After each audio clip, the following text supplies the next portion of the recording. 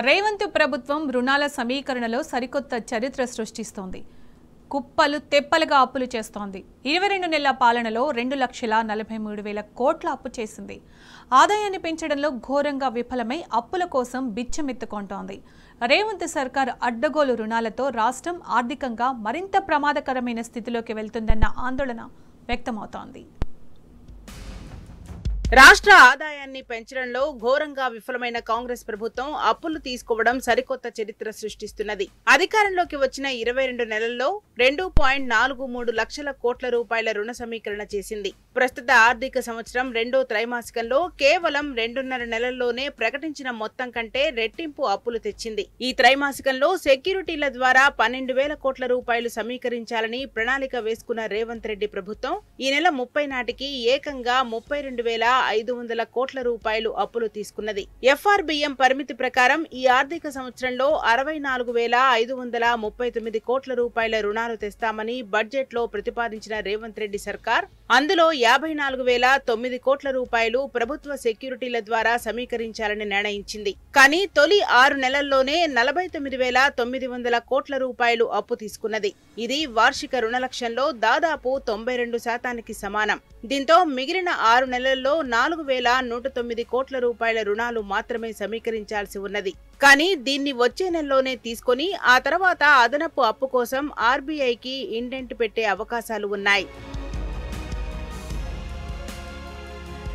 Young Indian integrated source కోసం 30,000 కోట్ల రూపాయలు సహా దాదాపు 40,000 కోట్ల రూపాయల నాన్ ఎఫ్ఆర్బిఎం రుణాలు మంజూరు చేయాలని రాష్ట్ర ప్రభుత్వం కేంద్రానికి ప్రతిపాదించింది. కానీ దీనిపై మోదీ సర్కార్ నుంచి ఎలాంటి స్పందన రాలేదు. ఎఫ్ఆర్బిఎం రుణాలను పెంచాలన్న అభ్యర్థనలకు కూడా కేంద్రం స్పందించలేదు. ఈ రుణాల మంజూరుకు కేంద్రం ఆమోదం తెలిపితే రాష్ట్ర ఆర్థిక పరిస్థితి దిగజారడం ఖాయమని నిపుణులు హెచ్చరిస్తున్నారు.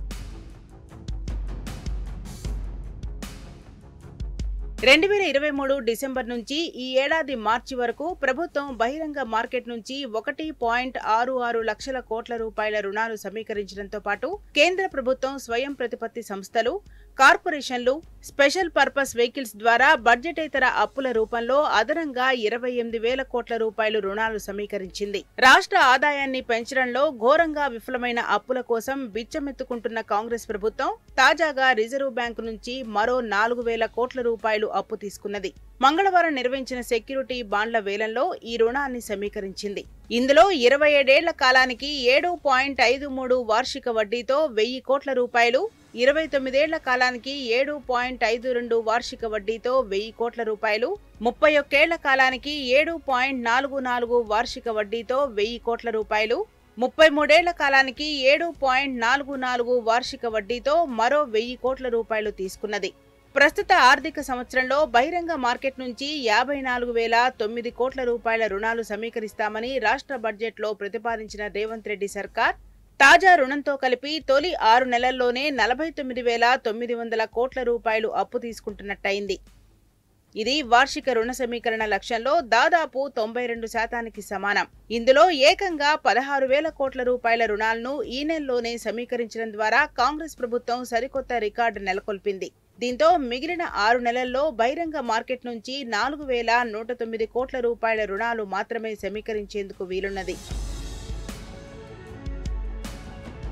రుణాల సమీకరణలో రేవంత్ రెడ్డి సర్కార్ దూకుడు ఇలాగే కొనసాగితే ఆర్థికంగా రాష్ట్రం మరింత ప్రమాదకరమైన స్థితిలోకి వెళ్తుందని నిపుణులు హెచ్చరిస్తున్నారు. రాష్ట్ర అప్పులు, వడ్డీ చెల్లింపులు నానాటికి పెరుగుతుండటంతో ప్రజా సంక్షేమ పథకాల అమలు, ఉద్యోగులు, పెన్షనర్ల జీతభత్యాల చెల్లింపు, మూలధన పెట్టుబడులకు నిధులు కొరవడుతున్నాయి.